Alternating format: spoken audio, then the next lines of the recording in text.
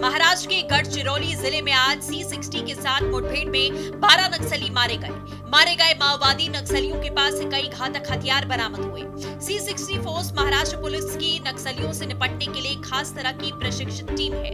नक्सली गतिविधियों में लगातार हो रही बढ़ोतरी को देखते हुए उन पर लगाम लगाने के लिए साल 1990 में C60 कमांडो दस्ते की स्थापना की गई थी। पुलिस बल के C60 को सक्षम और आधुनिक बनाने के लिए भी लगातार कोशिशें की जा रही है। पुलिस बल के C60 का काम क्योंकि काफी मुश्किल भरे हालातों में होता है, लिहाजा खुद डिप्टी सीएम देवेंद्र फडणवीस की ओर से इस टीम को और खास बनाने की लगातार कोशिशें की जाती रही। दूसरी ओर महाराष्ट्र सरकार की ओर से गढ़चिरौली को विकास की सौगात दी गई। पहले डिप्टी सीएम फडणवीस की ओर से वडसा देसाईगंज गढ़चिरौली रेल मार्ग के लिए 470 करोड़ रुपए का निवेश करवाया गया। अब इस क्षेत्र में देवेंद्र फडणवीस ने सूरजागढ़ इस्पात संयंत्र का शिलान्यास किया, जिसे कि बनाने में करीब 10,000 करोड़ रुपए की लागत आएगी। दावा है कि गढ़चिरौली में इस प्रोजेक्ट से 7,000 लोगों को रोजगार मिलेगा। इस कार्यक्रम में महाराष्ट्र के डिप्टी सीएम अजीत पवार भी मौजूद रहे। साथ ही महाराष्ट्र के मंत्री उदय सामंत के साथ साथ दूसरे अधिकारियों की भी मौजूदगी रही। आज हम सभी के लिए बहुत खुशी की बात है कि आषाढ़ी एकादशी के इस बहुत ही पवित्र दिवस पर गढ़चिरौली में 10,000 करोड़ के निवेश से integrated steel plant Surjagarh steel private limited, इसका भूमि पूजन हमने किया है।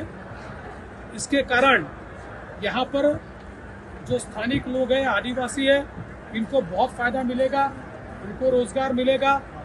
और सबसे महत्व की बात यह है कि करीब 8 मिलियन टन इतना प्रोडक्शन इसका होने वाला है।